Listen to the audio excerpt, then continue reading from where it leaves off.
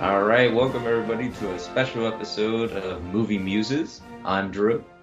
Oh, say, can you see Matt, by the Matt, we're dawn's live. break? Matt, we're Oh, live. sorry, fellas. And I'm Matt Stutzman. How are you doing? Yeah, he was just getting to the spirit of the episode where we're going to be in honor of July 4th of Independence Day. We're going to be talking about the one, the only Independence Day, which is a very fun movie, a fantastic film that maybe hasn't stood the test of time that well, but it's still a great movie. It's for one thing, it's not the only one. We just had a sequel like a few years ago that everybody forgot about. uh, Yeah, for good reason, but we have some a very enjoyable popcorn flick, very much an expensive B movie, which by director Roland Emmerich, who I'm not the biggest fan of, but I know he has his fans out there, and he very much has a set niche with disaster films. But we come to one of his most successful and most popular ones with Independence Day, a film about, in essence, an alien invasion where several of our most famous monuments and structures are destroyed in a way that we never thought they could be destroyed. You see the White House being blown up. You see uh, the Empire State Building, a building in Los Angeles. You know, you see all of that destruction. That's a real spectacle of the film. And then you get Will Smith punching aliens in the face. yeah, Will Smith once again telling somebody to keep their wife's name out of their damn mouth. But honestly, like this movie, like Matt said, it's B movie fun. It didn't really need to be much more than, hey, we're gonna fight aliens and stand up for what's right and stand up for America. And they really did a good job of like making it embody that and standing up for that sort of thing. And also, like the visuals in this movie really stand out. I will say that the usage of miniatures and then the usage of visual effects and the practical stuff help to mesh with the CGI that they do end up using eventually for some stuff. Plus, there's just some really great lines in this movie too. Like we can joke all the little long day about Will Smith, but him punching an alien and going "Welcome to Earth" is such a good line. It's so cheesy, but it's so good. And of course, we have to discuss one of my personal favorite actors, one of my personal idols, the very benevolent, the very talented, the Peter Pat, Jeff Goldblum. Jeff Goldblum is a fucking amazing ton of fun in this film because he's just Jeff Goldblum. Once again, like and so many of his characters are basically just him having fun with the role, and he's like, it's no different here as he has a fun relationship with his father, and you learn more about his history with his ex-wife and all that, and how he just wanted to feel appreciated by her, and she in turn had too much ambition, and it's a whole thing, and it's just Jeff Goldblum cheese, and I just love it so much, and uh, I feel so represented with the manner of speaking that he uses, where certain sentences are filled with uhs and ums, and it's not like a question when he's not even saying a question, you know? So I feel so represented by that beautiful, Uh, beautiful icon of a man. yes, yes. Yeah, no. It took me a second to realize what you were doing with your speaking there. Aha.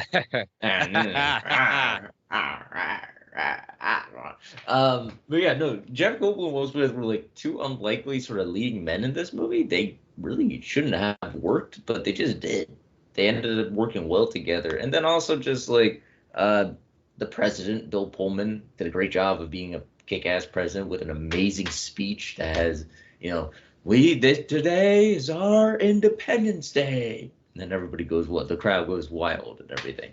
I definitely think that like that's the biggest thing that stands out with this movie is that it's one of those movies that's just like you can quote a lot of the lines from it.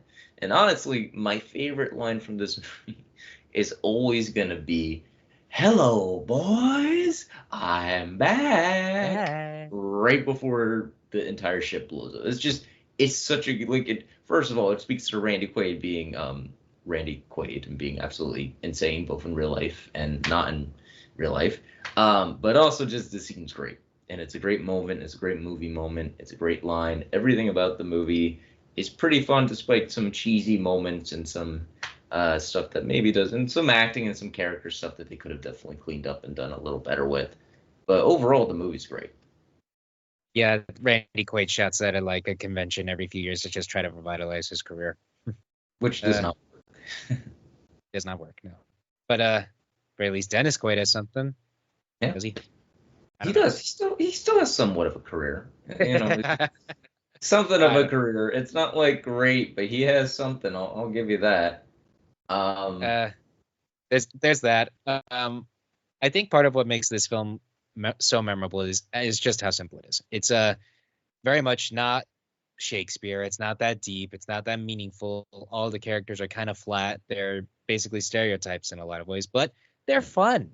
It's not like it's that hard to like dislike to like them or dislike them. It's just like they're very much uh, understandable. They're easy. They're simple to grasp onto for the general audience, and they even if they are kind of silly, like you have the president flying a plane to fight in a war. It's not like he's important or anything. He's just a pilot at his core.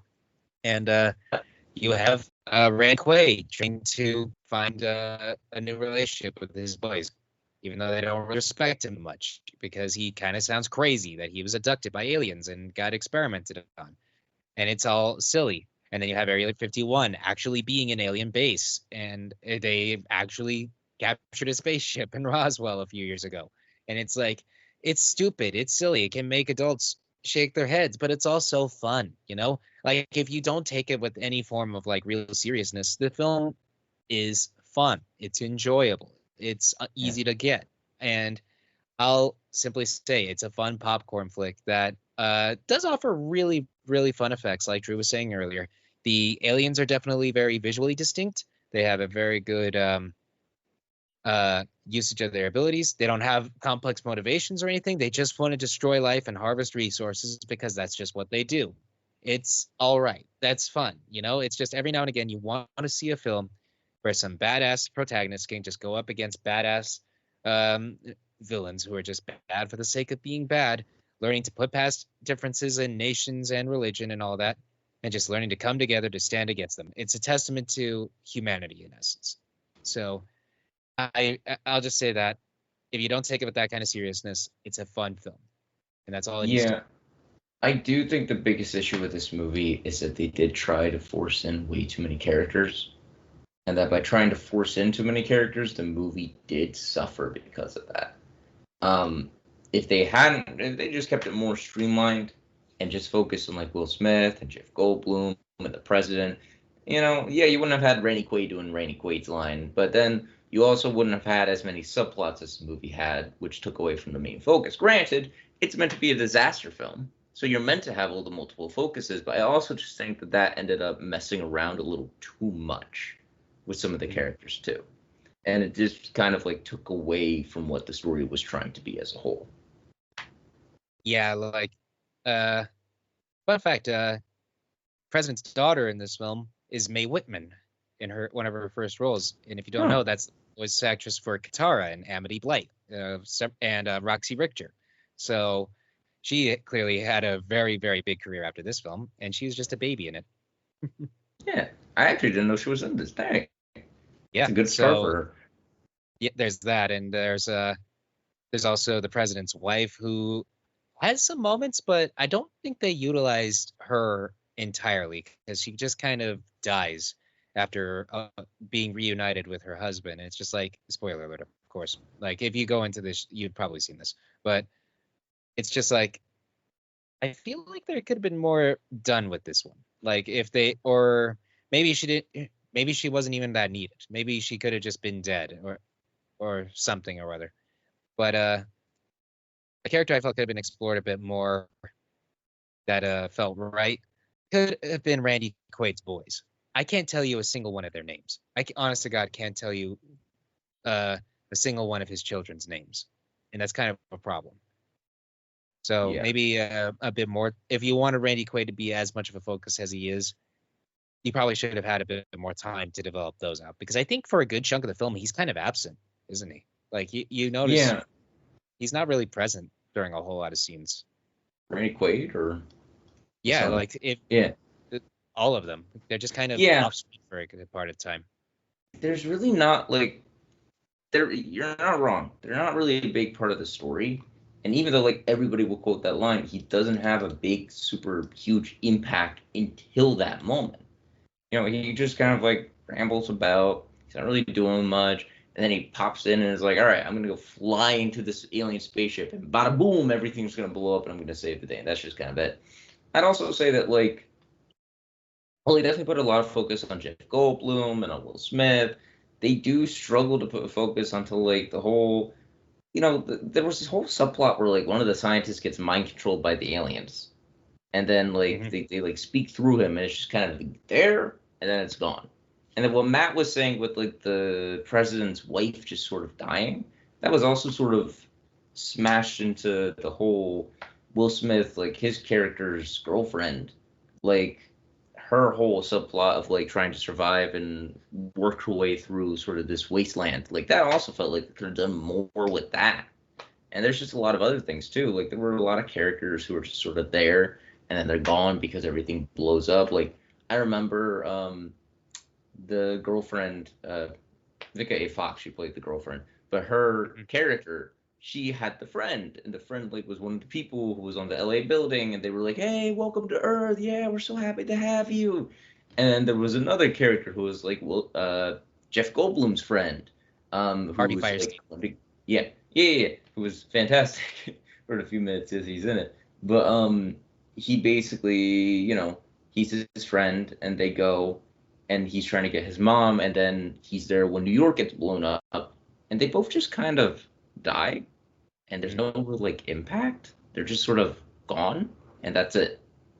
I will say, I will always have an impact when Harvey Firestein is hurt. That man is a perfect being. He needs to be protected. So I will say, by virtue of him being Harvey Firestein, he really needs.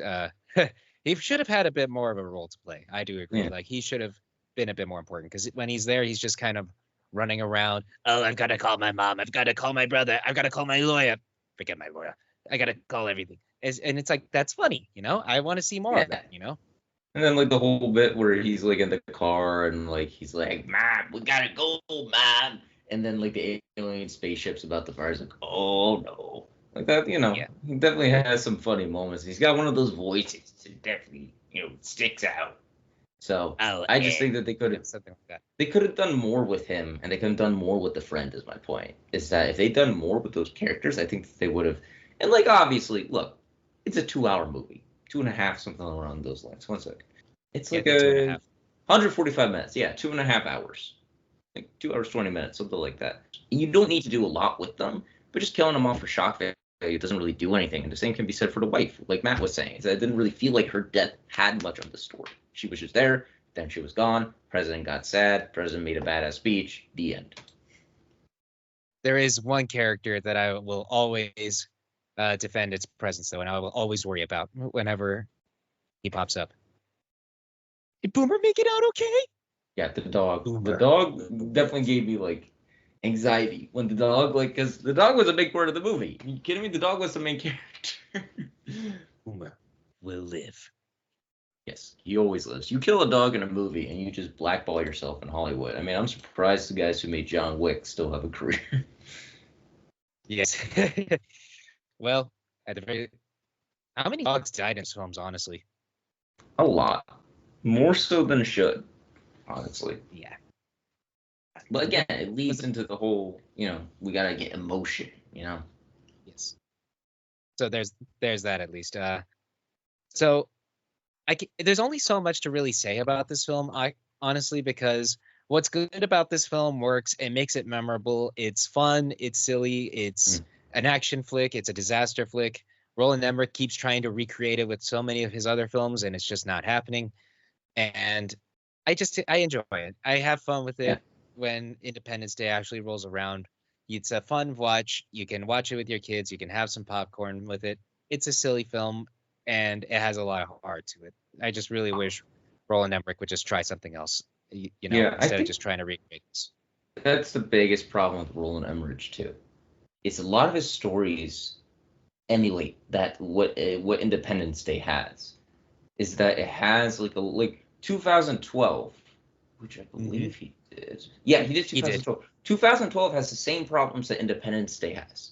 It has too many characters, You're trying to connect all those characters and make them work and make them mesh and meld together. And then you have other characters just popping in left and right. Like Woody Harrelson randomly shows up as some random guy in Yellowstone who's like the best character in the movie who's like, I'm going to stay here and document this. And then he gets blown up. And it's like, okay, what was his purpose in the movie besides to give these guys a map?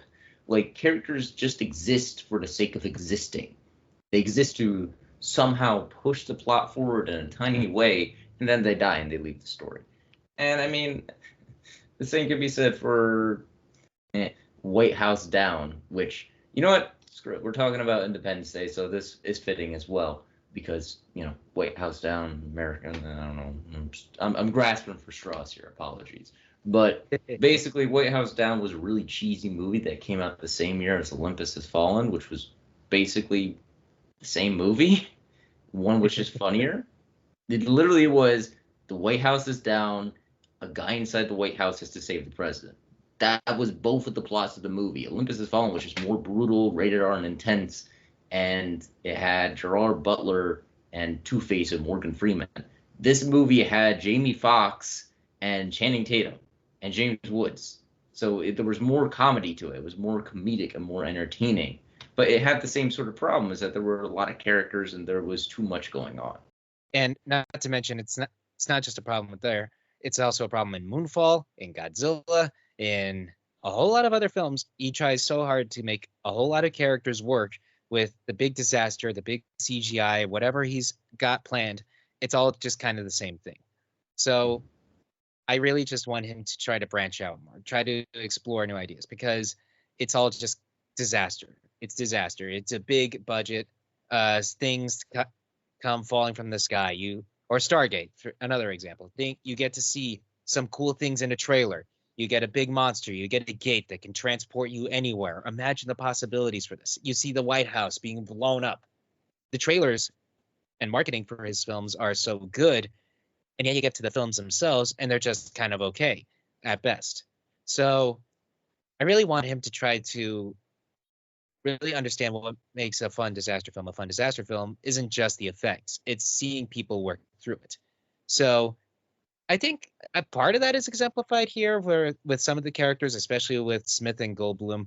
Which, by the way, Smith and Goldblum, tell me that doesn't sound like a gun company. It does. It sounds like a gun company or just a cool rock band duo. Smith and the Goldblums. Yeah, exactly. Exactly my point. That's a fun name. That's a fun title there. It works for those, but with a lot of the other characters, a lot of it can just feel pointless. So I'm going to give this 3 out of 5 stars, thumbs in the middle. I'll just say it's okay. It's a fun film for when the holiday rolls around. I just wish Roland would just stop trying to recreate it, I'm about the same, and I think that this should just be said in general for disaster films. Look, disaster films don't look. This is going to sound really weird. Hear me out. I watched a movie not too long ago called Greenland. Greenland is basically about how a massive meteor is rolling towards Earth, and it's going to destroy everything. The story, though, doesn't actually really focus on the meteor that much. It's the focus, obviously. It's the overarching sort of force of nature that's going to wipe everything out. The focus, though, is on Gerard Butler, his character, trying to find his wife and his kid and protect them. To me, disaster films shouldn't just be about the death of a world and looking at the chaos and the mayhem that's affecting everyone. It should be the death of your world.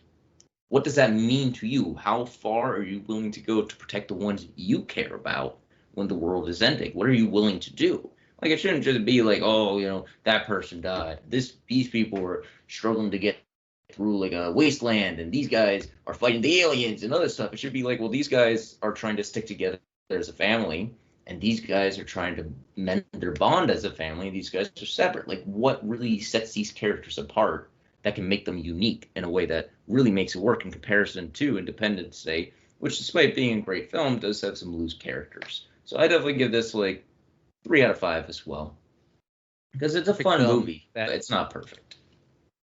A perfect way to do a disaster film, which we recently reviewed, was -1. The disaster is a spectacle. The monster is a spectacle, but the heart of the story lied with the characters. So I think if you make a disaster movie more like that and less like Moonfall or 2012, you have a real formula on your hand. Or So Day After I Tomorrow or or something day like after that. or Godzilla '98. So Yeah, any Roland Emmerich movie, basically. I'm surprised he didn't do Geostorm. well, he was busy that year, maybe. It was 2017. Who did? Oh, someone else. He didn't produce it or anything, though? Seriously? He wasn't involved in that one, I don't think. I'm actually really surprised. I thought, oh, the guy who produced, I think the guy who produced World War Z was, yeah, World War. I also have beef with World War Z. We won't get into it here. We're talking about Independence Day, but yeah, yeah. Anyway, I guess this Like ended we up said, being a talk about disaster films and about Independence Day, but that's what we got for you. Again, like Matt was saying, 3 out of 5 stars, thumbs in the middle. I'm yeah, good with that. yeah, it's good enough. But anyway, that's gonna be quick little movie moves for us today. Didn't really have much else we wanted to say beyond Happy July 4th. Hope everybody enjoys the holiday. And Matt, take us out with a good old anthem. Oh, say, can you see by the dawn's early light? Join me, brother. What so proudly we